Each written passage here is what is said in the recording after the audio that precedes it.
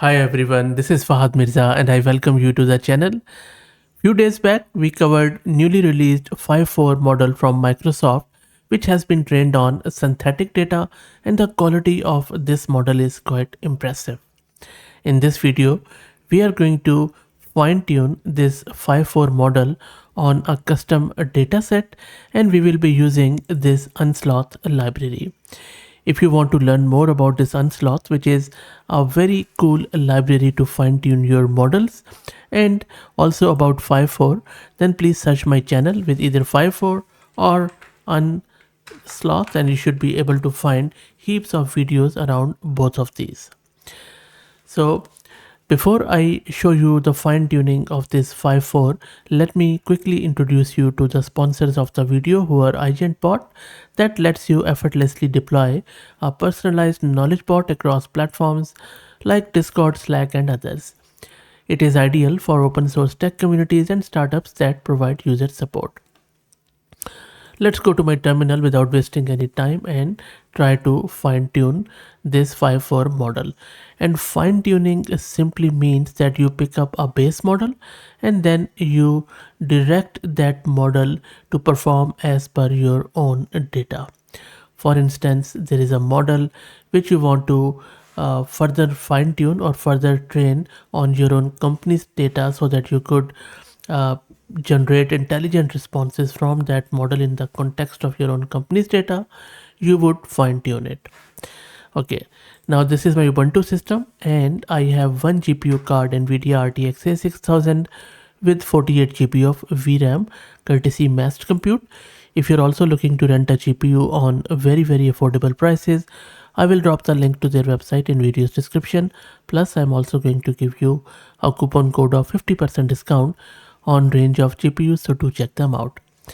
First up, as usual, let's create a virtual environment with Conda. And now let me install all the prerequisites, which include torch, transformers, and then towards and unsloth.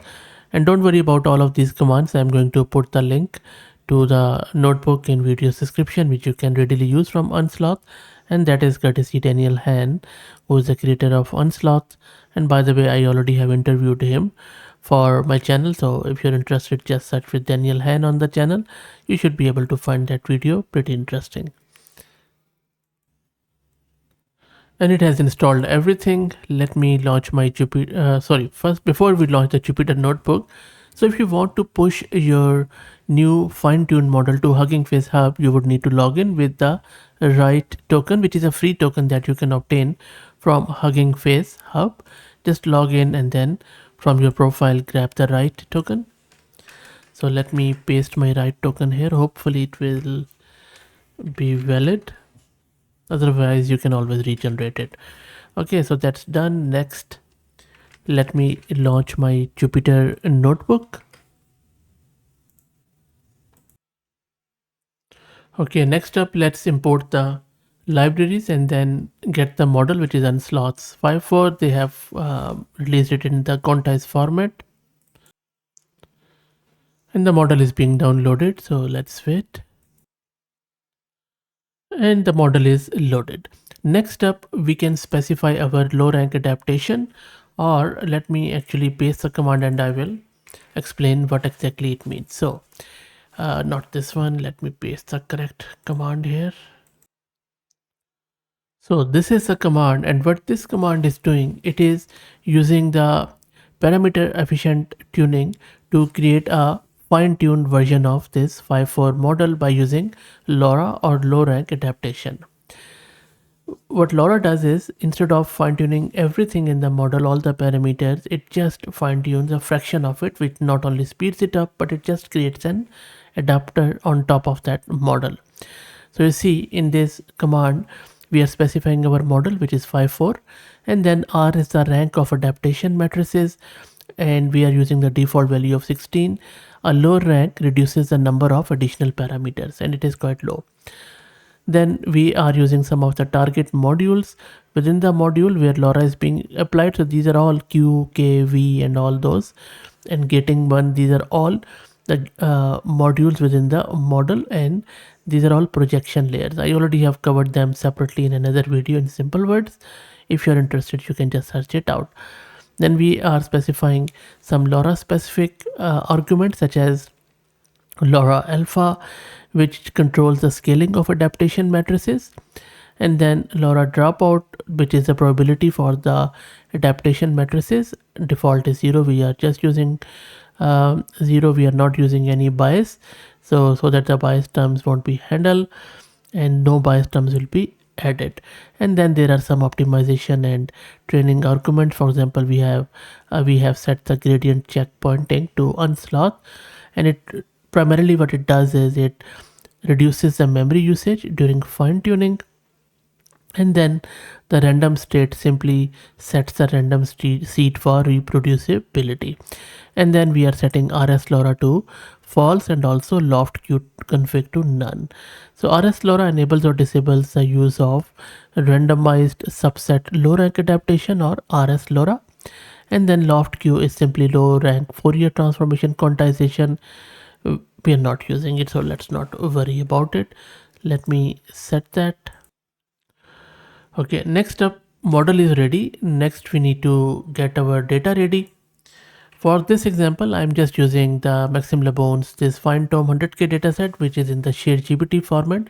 And then you can see that we are simply applying the chat template so that we could convert it into Hugging Face normal multi-ton format, which simply means role and content. Also, Phi-4 in addition to it also applies some of its own chat template. So this is all you need to do. If you want to use your own data set or any other data set, just replace this line here and that should be good. And it was fairly quick. It is done. And the data set is loaded and split is generated. Now, as I was saying, we just need to convert it from Share GPT to Hugging Face on a normal format. And that takes a few seconds. It is just mapping. So let's wait for it. And if you want to have a quick look at what exactly that data looks like, all you need to do is to just run this. Just pick up anything from dataset, and you see, as I was saying, just in a normal Hugging Face format, it is showing you content and the role and then content. So how good is that? Okay, now next up we need to set up the trainer in order to start training, because we have our model ready, we have our dataset ready. Now we need to train the model on that dataset. Let me paste that command here and I will walk you through. So all we are doing here, we are just using that Hugging Face trainer in order to set all the parameters. So if you look at these parameters, I already have covered them in another video, but let me quickly walk you through. So we are specifying our model and the tokenizer to tokenizer for pre-processing the text data. And then this is our data set, which we already have created. And then what field in the data set that contains actual data. This is the field. And then maximum sequence length for text data. We are using this data collator, which is used to batch the data. And then the dataset numproc is a number of processes used to load the dataset, and then packing speeds it up, whether to pack the input data or not. We're just setting it to false. And then there are various training arguments here, where, for example, the per device train batch size is for training, it is just set to 2, that there will be 2 in the batch size. And then the gradient accumulation step means the number of steps to accumulate gradients. We determine the loss before updating the model. And then warm-up steps mean that number of warm-up steps for training rate scheduler. And then maximum number of steps, the learning rate is set to default, which is very common. And then this FP16 or BF16. So BF16 is supported, and this is just for training, and it depends on hardware support, what sort of GPU card you are using. And then logging steps is run, that how many the number of steps between logging updates. And then optimizer, which is being used for training, we are using the usual RMW 8-bit. And then weight decay coefficient, which is this 0.01. And then type of learning rate scheduler is also there. Then some random seed value if you want to send your instrumentation data to some logging or observability tool like WAN DB, or there are various other, you can set it to. So let me run it to set up the trainer, and that takes a bit of our time, so let's wait. And that is done. Next up, one of the cool thing about Unsloth is that you can use their train on completion methods to only train on assistant output and ignore the loss on users input. So I have even done it before, without this, and it works fine. So up to you. If you use it, it's all good. So let's wait for it to finish. And that is done. You can also verify it if you like by just running this command. And you can see that assistant outputs are masked. And then in order to start the training, you can simply run this command trainer.train. So let me run it. And the training steps have started. It is going to take this much time as it is showing you here. While it happens, let me also show you the VRAM consumption. So it is consuming just close to 12 gig of VRAM, which is not bad at all. Okay, and you can even try it out on free Google Colab, but I have seen it going out of memory sometimes with Phi-4, but you can try it out with the same commands. Okay, let's wait for it to finish. Shouldn't take too long. The ETA is fine here. It could vary, and you can see that the training loss is coming down as the model is being fine-tuned on that data set. And the model fine-tuning is completed, which is quite good. Let's try to do the inference with the new model. And I'm just going to get the chat template from Unsloth, and we are loading the model, and then we are just asking it what is happiness, where model is generating the output with the help of these hyperparameters, and then tokenizer is decoding it back. So let me run it. And there you go, our newly fine-tuned model has returned as the result, which is quite good, not bad at all. Now if you want to save it locally, the model I mean, which you have created, or you want to push it to Hugging Face, all you need to do is to run these commands. These first two are going to save your model and the tokenizer locally, and this command is going to push it to Hugging Face. As I said, you could either log in from the terminal, or you could specify your right token here. And you can see that now it has saved my model not only locally, but also it has pushed it to Hugging Face.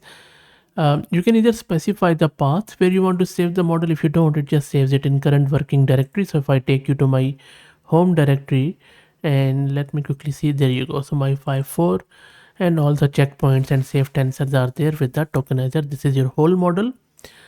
And then if I just click on this link, this is going to take it to my Hugging Face repo, which is this, and you can see that it has been uploaded. It has even created the readme with Unsloth, very nice. And these are all the files which you can check out. It is a complete model, and then you can simply reload it from local, or you can download it from here easily, like I just showed you earlier. So this is how easy it is. And just to quickly tell you, just click on this top right, and then go to your settings somewhere here. Where are the settings? Okay, I am not exactly logged in, but you can grab your token from here. So after logging in, just click on settings, and then on the left hand side, these are the access tokens, and you just need to create a new token here. So in order to push it to Hugging Face, you would need a write token. If you just want to download and run the model, just read is fine, or you can go with fine grain. So I just get the write token whenever I need to push it to the Hugging Face. But look, that's it. I hope that you enjoyed it. As I said, I will drop the link to the notebook in video's description. Play around with it. If you like the content, please consider subscribing to the channel. If you are already subscribed, please do me a favor and share it among your network, as it helps a lot. Thank you for watching.